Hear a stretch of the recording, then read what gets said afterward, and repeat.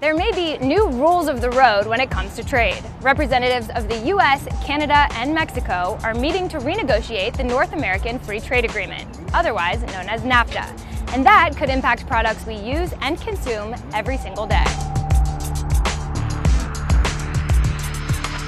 Cars are incredibly complicated machines. So check this out, when you're here in a garage, you can really start to see the tens of thousands of parts that go into these vehicles.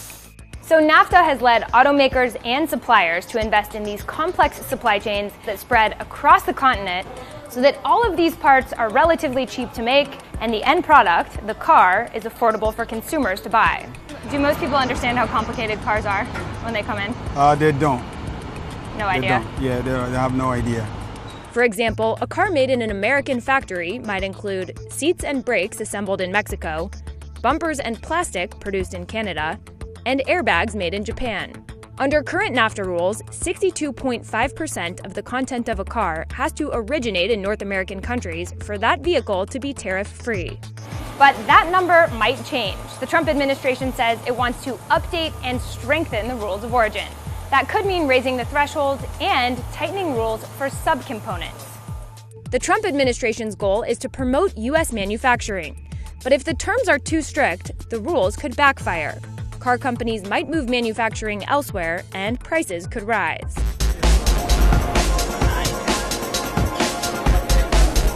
So what about your lunch?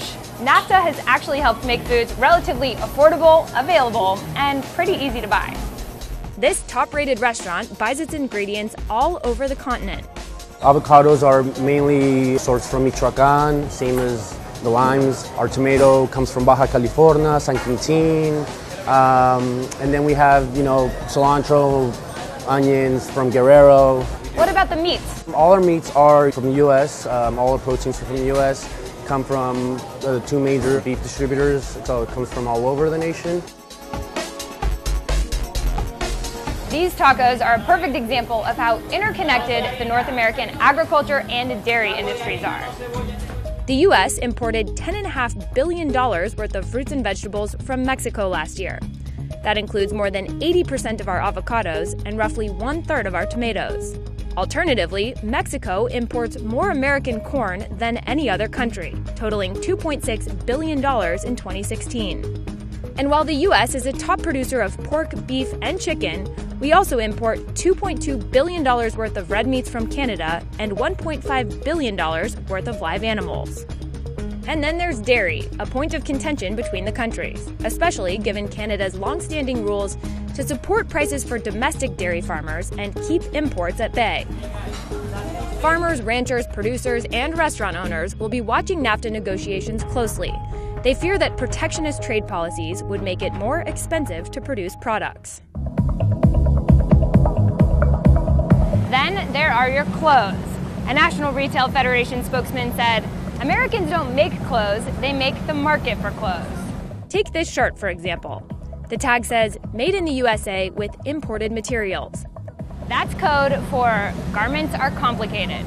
Just like with autos, NAFTA sets rules of origin for apparel and textile. There's a basic rule known as yarn forward, meaning that in order to be tariff-free, a garment has to originate in North America from the yarn forward. But there are some caveats. Trade preference levels, or TPLs, allow duty-free access for certain amounts of yarn and fabrics that undergo significant processing in NAFTA countries.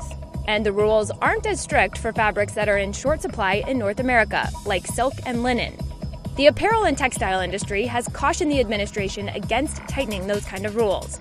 Trade groups say that companies will likely turn to Asia for more apparel rather than comply with tedious NAFTA regulations. So how long will negotiations take? The Trump administration says it wants to wrap things up by the end of the year, but trade experts say that's a very ambitious timeline.